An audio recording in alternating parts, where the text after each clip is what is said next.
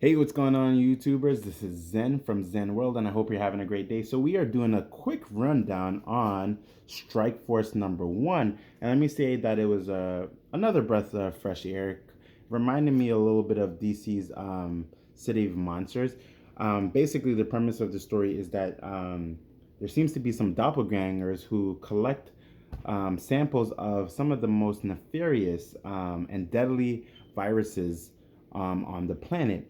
And what happens next is the Avengers kind of like go down and check up on what's going on, and they come to find a couple of characters, including Spider Woman, um, Winter Soldier, and Monica Rambeau, and a couple other characters, not including Blade yet.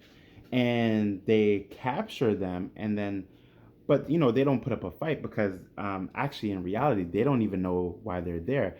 But from the cameras and things like that, it seems to be that all of those characters are the ones who actually um, are taking those viruses, but the viruses are not on them, and they're not infected and things of that nature. So um, Blade basically talks to the Avengers prior to this and tells them that something is going on, but he kind of does this in a way for them to stand down. Later on, we get a scene when Blade enters the holding room, where we have Spider Woman, um, all of the characters basically, right? And he says to them basically that he knows what's going on and he believes that they didn't do this, right?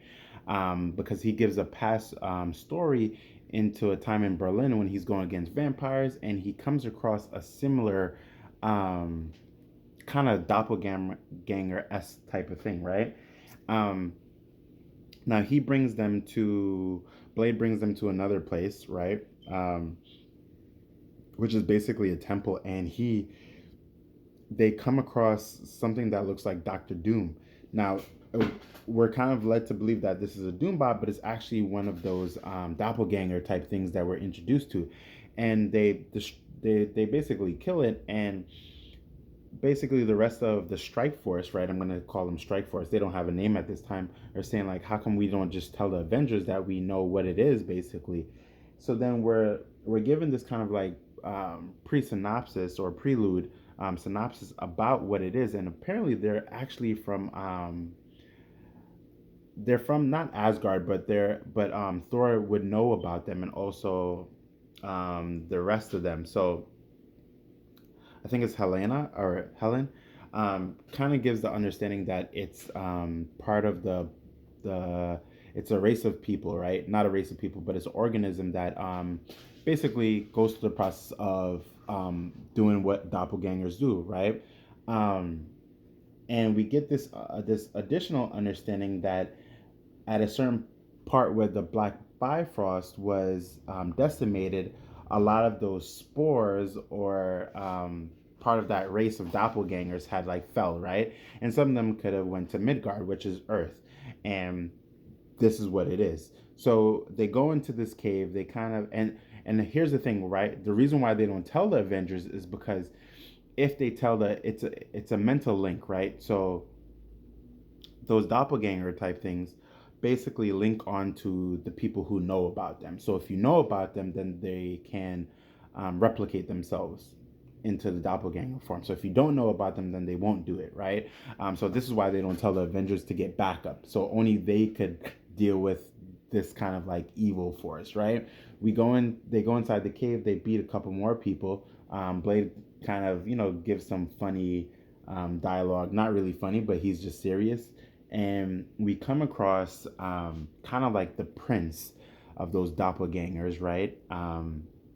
And we don't know what the mission is or what they're doing, but basically it's him and another character, kind of like his vestige or kind of like his right hand man, are basically talking to them, and he's like, we picked you because you're the weakest, right? So I don't know if that's the truth.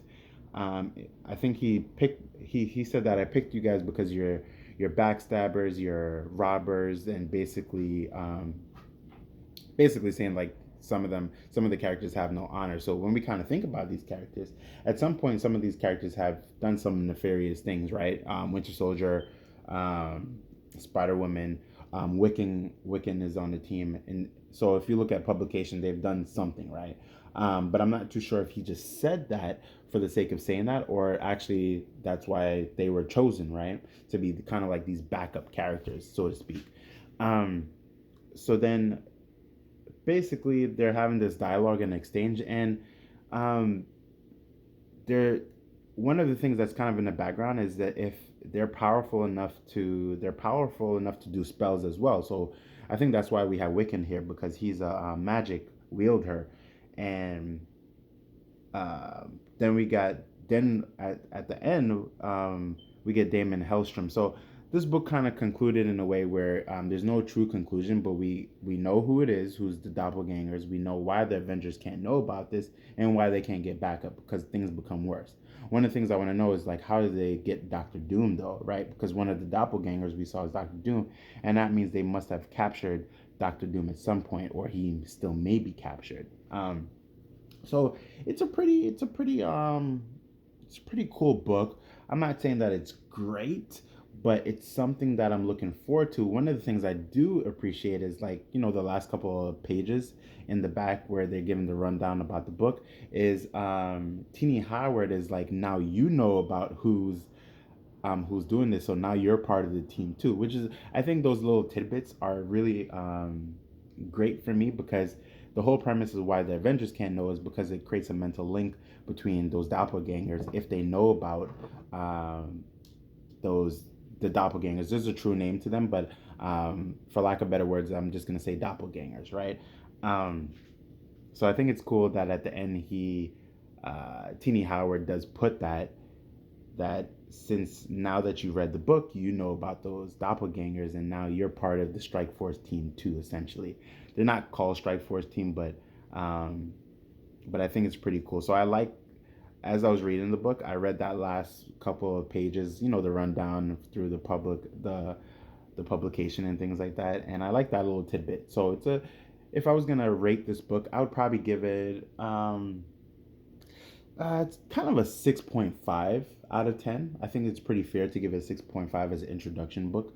Um, it comes out on a monthly basis, so that's the part that's killer for me, because as a monthly basis book, my memory is gonna fall short, and also my hype for it is gonna fall short. So I like, I'm gonna have to like write it in my phone on my calendar to remind me to get this book again, because I am enjoying it. Even though I'm saying 6.5, it doesn't mean that it's bad. It just means that it's something that I'm getting introduced to, um, and I would love to see how this team works in a synergistic way to go against this foe that I've never seen before, right? So this doppelganger person is not like a scroll; he's something a little bit different, and is a magic wielder. So I think it's pretty cool. It's a new breath of fresh air when it comes to a new team up. Marvel Comics, it's not the Avengers, it's not the X-Men, it's something else, right?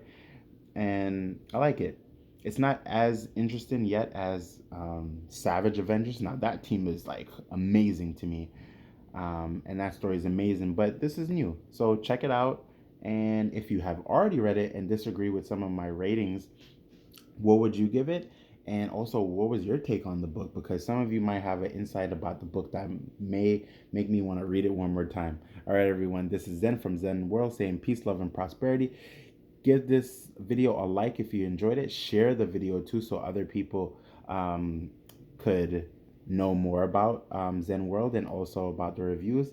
And comment down below your thoughts, so that we could jam out about it for the next hour when it comes to commenting. All right, everyone, take care. Peace.